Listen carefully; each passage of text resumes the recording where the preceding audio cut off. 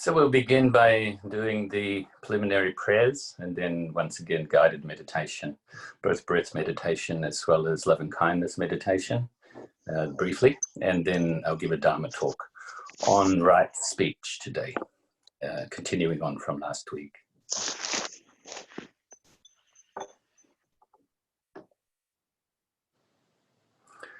Namo Tassa Bhagavato Arahato SammaSambuddhassa.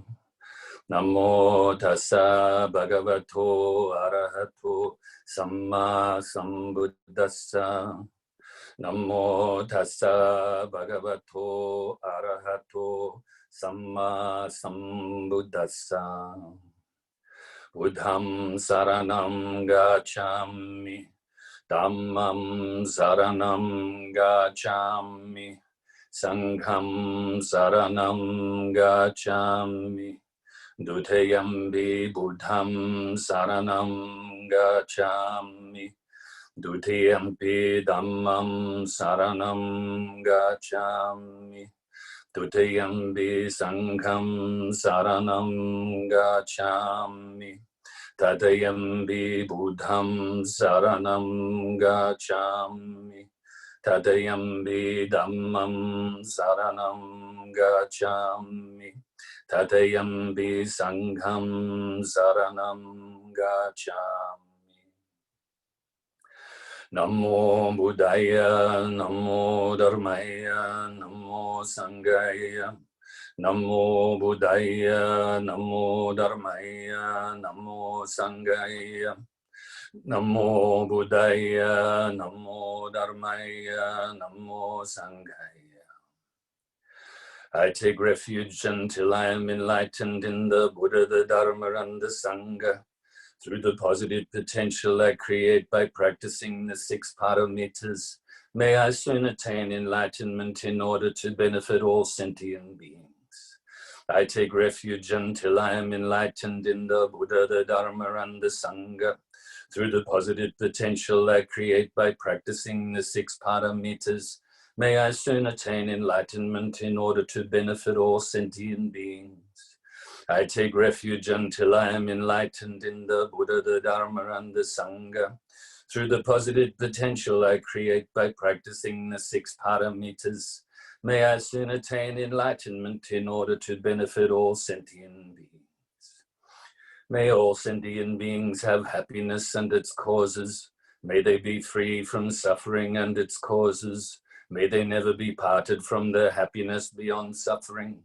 May they abide in equanimity, free of bias, attachment to the near, and aversion from the far. I shall cause this. Great compassionate Buddha, please inspire me to be able to do so.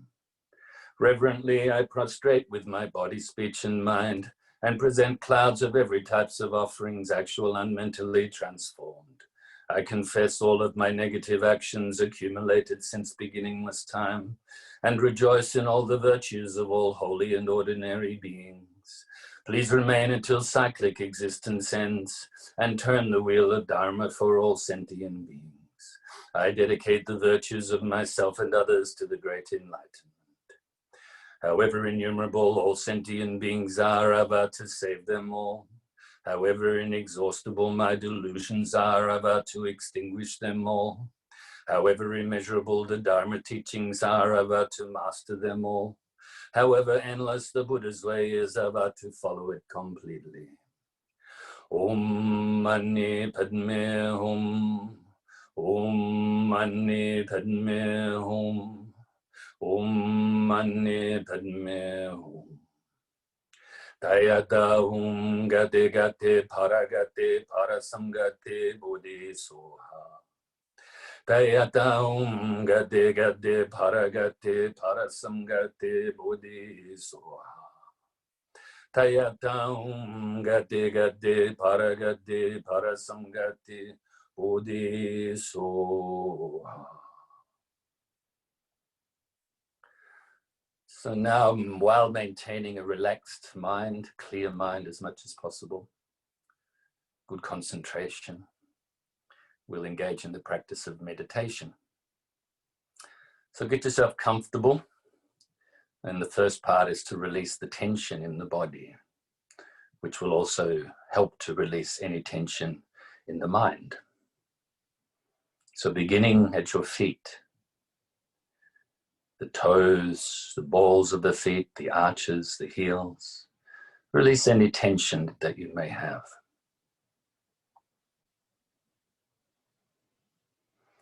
And now release the tension from the top of the feet and around your ankles and Achilles tendons.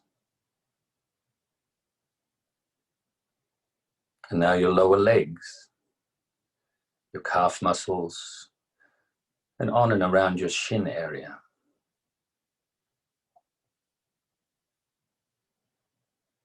Now release the tension from around your knees, the front, sides, and back of your knees.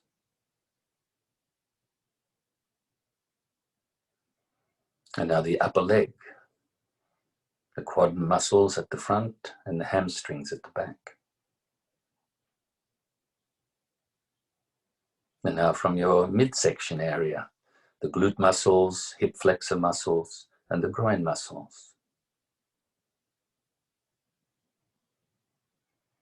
Now your lower stomach, your sides on and above your hips, and your lower back.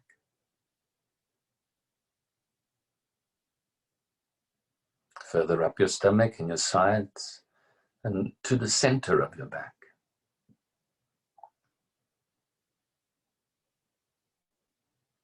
Your chest area underneath your arms and your upper back. On the outside of the shoulder blades, you have the lateral muscles.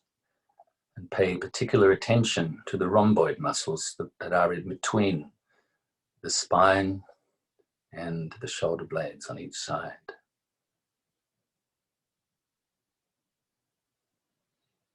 Now release any tension from the upper trap muscles that run between the neck and the shoulders, as well as releasing from your shoulders.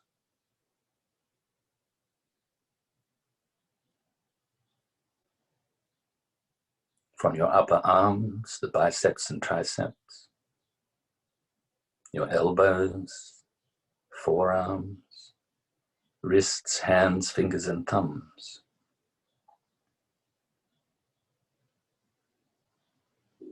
Now bring your attention up to your neck and release any tension from the front, the sides, and the back of your neck.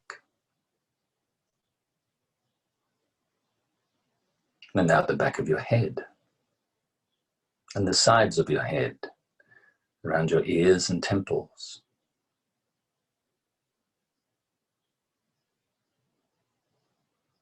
Now bring the focus to your face and release the tension from around your cheekbones and cheeks, your jaw. Make sure you're not clenching your jaw. Your chin, your mouth, both inside and outside. Place your tongue on the upper palate above your top teeth, with your lips gently touching. Your nose, sinuses, eye sockets and eyes. And make sure you're not frowning on your forehead. And finally, release the tension from the crown of your head. Now scan your body from the tips of your toes to the tips of your fingers and to the top of your head, just to see if you can release any more residual tension. Now bring your focus initially to the tip of your nose. The object of the meditation is the breath, the feeling of the breath as we breathe in and out. As we breathe in, the air is quite cool on the back of your throat. And then as it works its way into the lungs, they expand. Stomach rises due to this. As you breathe out, the stomach drops as the lungs compress. And the air leaves your body the same way it came in. But this time, it's quite warm on the back of your throat as it passes out your nose. If you have distractions such as thoughts and emotions, feelings. Don't cling to them. Don't grasp at them. And don't try to forcefully push them away either. Don't deny them. Just let them come and go naturally by refocusing on your breath. You could say we stop it at the first thought rather than adding to these thoughts. If your mind becomes dull and sleepy, wake yourself up a little bit by refocusing on the breath more brightly. So now we'll do this for a few minutes in silence. Don't be hard on yourself, because the practice of meditation is continually refocusing the mind on the object of meditation, in this case the breath. The more we do this, the better we get at it, the more natural it becomes to do so.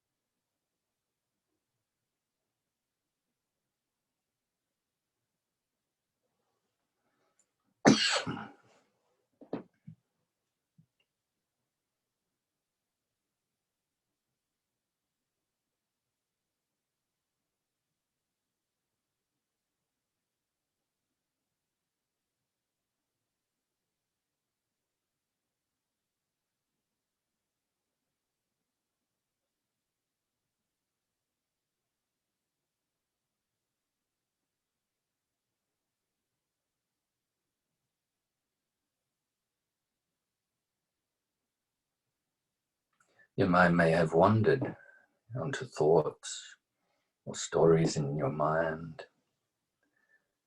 Just gently let them go and gently refocus on the breath. Or if your mind has become dull, make your focus more bright on the breath.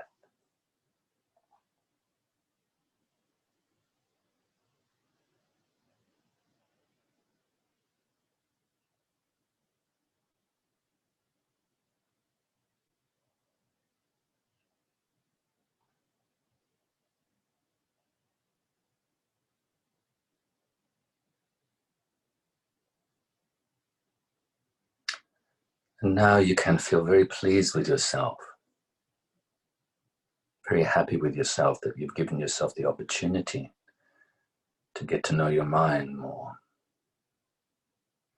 Because with meditation, we get to know our good qualities more, those qualities that we want to increase, eventually perfect, as well as our faults, those faults that we need to decrease and eventually eradicate. In brief, you could say what to pick up, what to put down, or what to adopt and what to abandon. Now, you can extend loving kindness to yourself.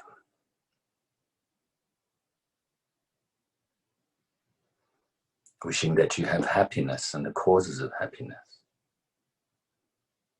and that you are free from suffering and the causes of suffering.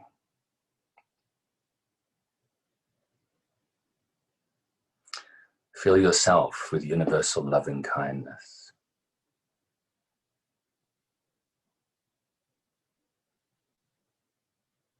And now you can extend outwards. Radiate this loving kindness to your friends and to your family and loved ones, wishing that they have happiness and its causes and are free from suffering and its causes.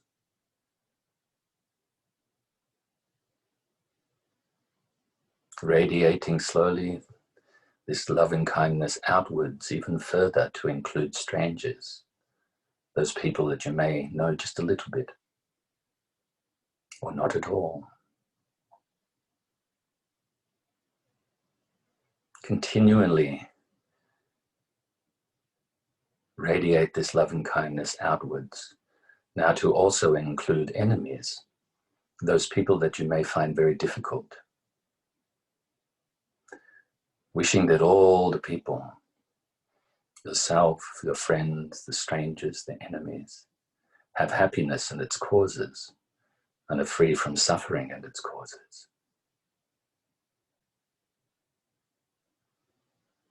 Like a tidal wave, continually, tidal wave of loving kindness. Radiate this loving kindness out further to include all of the living beings that live around you, in your property, the area you live in, the state that you live in, the country that you live in. May all living beings have happiness and be free from suffering. All of the living beings that live on the earth, under the earth, in the waters, and fly through the air. Those that are seen, those that are not seen. Near or distant, those born or to be born. May they all be happy. Now extend this loving kindness out to pervade the whole solar system beyond this planet alone. Continue to radiate further and further to pervade the whole galaxy.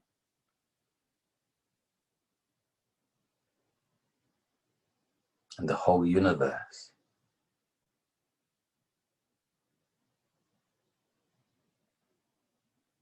Extend this loving kindness out through infinite space.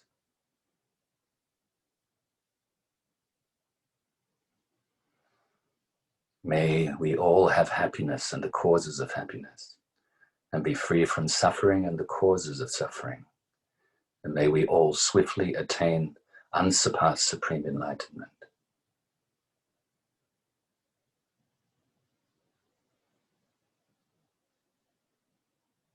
Now come back to yourself, and we will recite the dedication prayer before the Dharma Talk. Due to this merit, may I soon attain the enlightened state of the Buddha, so that I may be able to liberate all sentient beings from their sufferings. May the precious bodhicitta, not yet born, arise and grow. May that born have no decline but increase forevermore. And may the precious view of shunyata, not yet born, arise and grow. May that born have no decline but increase forevermore. So continuing on from the last class, we're looking at the Eightfold Path right now. Specifically, we're looking at the aspect of morality, which includes right speech, right action, and right livelihood. And so today we will talk a little bit more in detail about the right speech. We should avoid the speech that includes telling non-truths or telling lies. We should avoid slandering others or using divisive speech to divide others. We should avoid speaking harshly, using harsh language, such as abusive words, and even swearing, even in jest. We should try to avoid this because we don't actually know how the other person or people are going to take it. We should also avoid meaningless gossip. This speaking with no meaning, no real purpose. You know, when we speak, it's actually there for the communication with others, isn't it?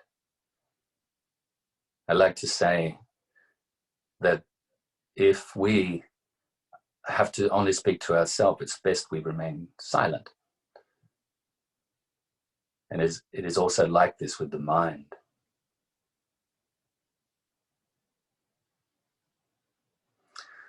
So let's have a look at the type of lying. And I'd like to discuss in relation to how it affects our mind and also how it could possibly affect our communication with others. If we tell lies, even if they are what we call white lies or little fibs, actually what happens is we reinforce the habit of doing so.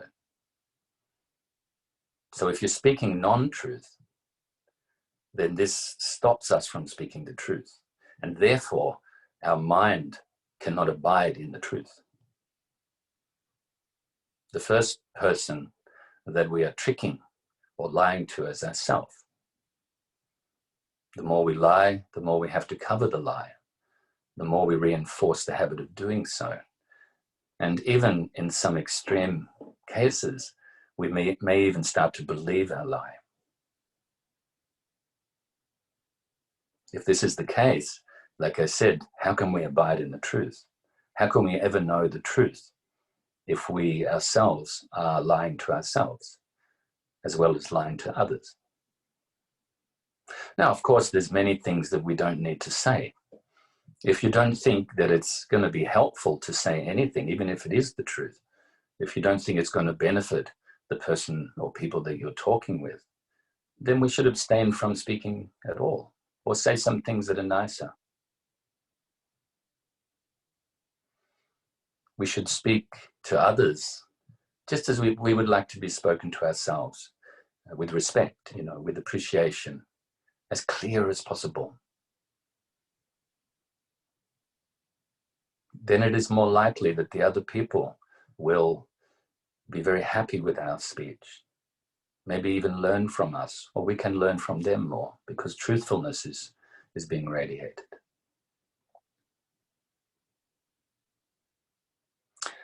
Slandering, we should avoid slandering, in other words, putting others down. This can also be known as divisive speech, speaking to divide people.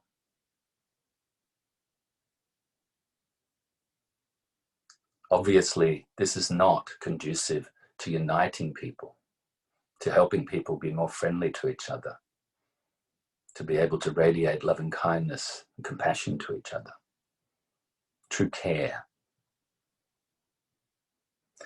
Instead, we should speak to unite.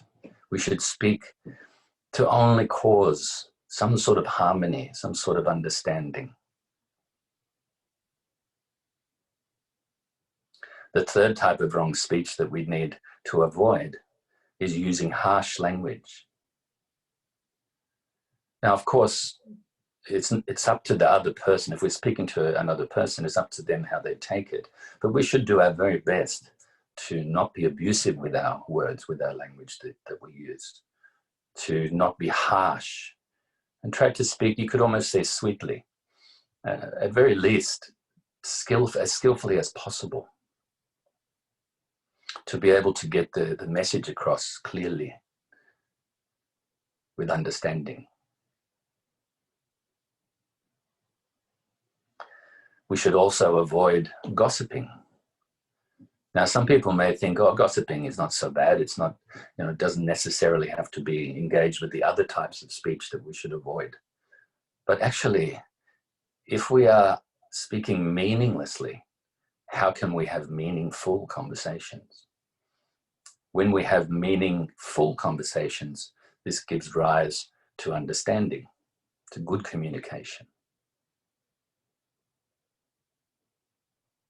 So we should avoid lying. We should avoid slandering others and dividing others with our speech. We should avoid using harsh language and avoid gossip. Instead, we should speak truthfully, speak to unite people, speak skillfully, and with good meaning. If we do this, then obviously in our mind we create truthfulness.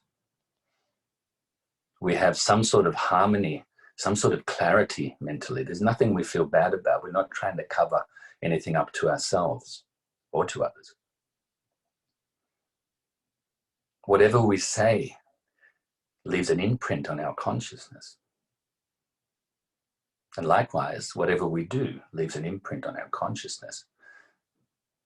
And more precisely, whatever we think and what our intention is behind our thoughts, behind our words, and behind our actions leaves an imprint on our consciousness.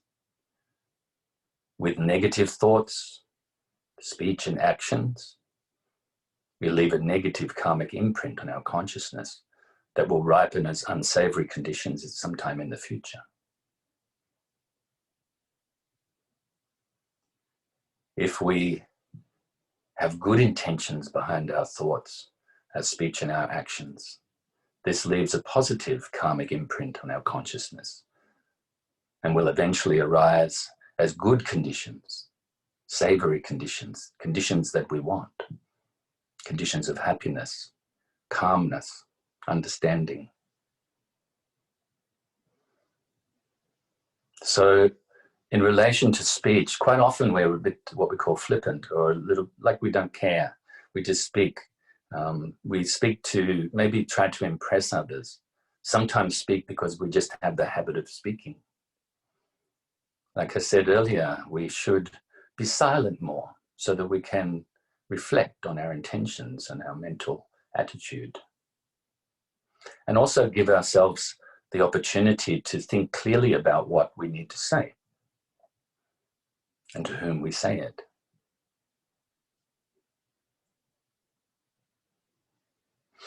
If we're speaking just to impress others, then we're speaking only about what we know already. Maybe we don't know it actually, but maybe we're just trying to impress others by maybe inflating our sense of self, by saying how good we are. If we're always speaking like this, then how can we know the faults that cause our suffering? And therefore, how can we look into the causes of this suffering, these faults? And how can we decrease them, eventually eradicating them? It's up to us, really, isn't it? But if we speak to unite, if we speak skillfully to get a good message across and to help others with good meaning, good skillful communication, then what we're doing, like I said, is creating our mind, or creating a mind that is very calm and clear and truthful,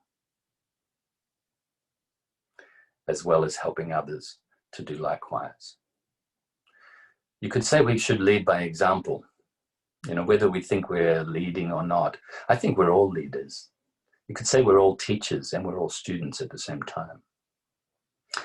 While we should maintain what we like to call the beginner's mind, a mind that is always willing and able to learn from our mistakes, as well as learn from our good qualities so that we can increase them and make them more prevalent in our lives more often. This way, we can leave a good example for others. I think you'll find the more peaceful you are and the more peaceful your speech is, as well as your actions, the more people will feel safe around you, the more they will trust you, the more confidence they will have in your words that you speak. Even people that are very angry and have a lot of hatred tend to calm down more when they're around people that speak nicely. I'm not talking about now in a contrived way where we're trying too hard, always worrying about, you know, what to say and what not to say. Nothing like that. But actually, if we speak with good meaning, speak truthfully, we speak to create some sort of harmony and unification, as well as, skillfully, like I said, then I think even nasty people around us can calm down a little bit. And I think that can really help them, because they may think, oh, this is a very nice, peaceful feeling here, And so then this may encourage them to behave better and to start to address their own faults, such as their anger, their expression of anger, and also their, lack of liking, or you could say hatred. So right speech is very, very important. Whereas in Buddhism we are training the mind. That's the big deal. Because the mind is what experiences. The mind is where karma is created. Karma is created in our intentions. And therefore the effects of the karma and how we live and the conditions that we live with.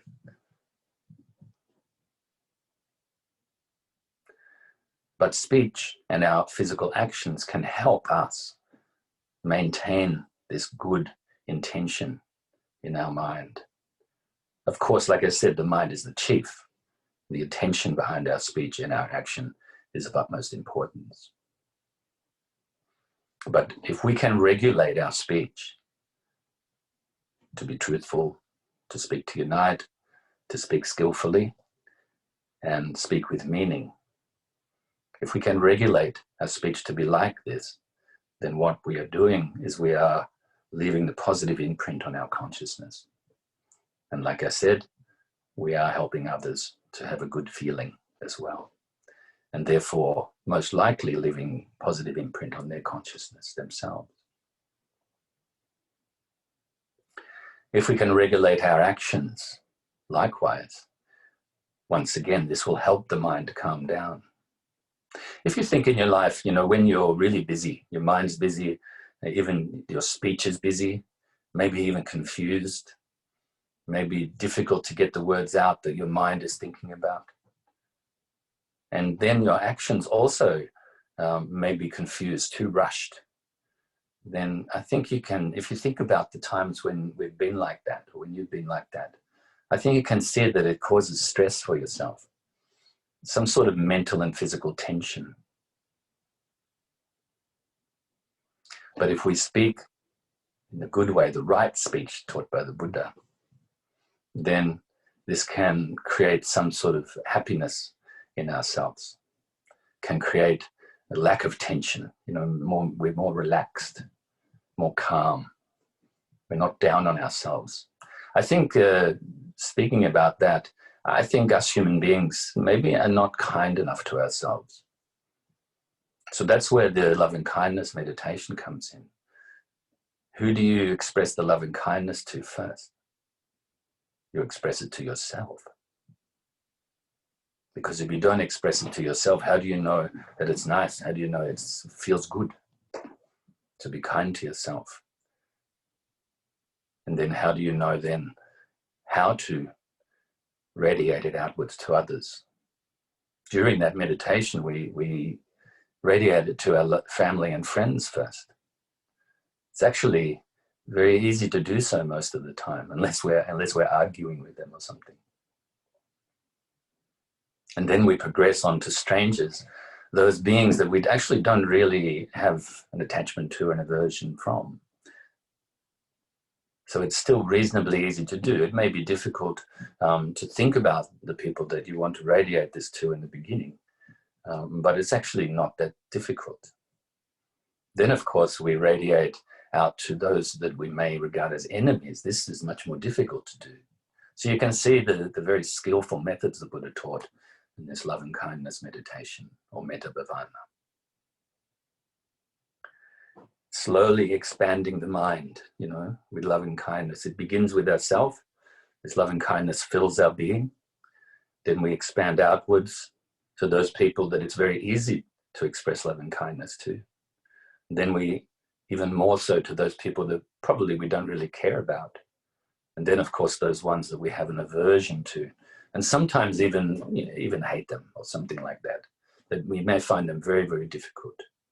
for whatever reason. So we're slowly expanding the mind outwards with loving kindness. Then, as you know, we move on to our immediate area and other living beings that we may not pay attention to. These can also come under the categories of friends, strangers, and enemies.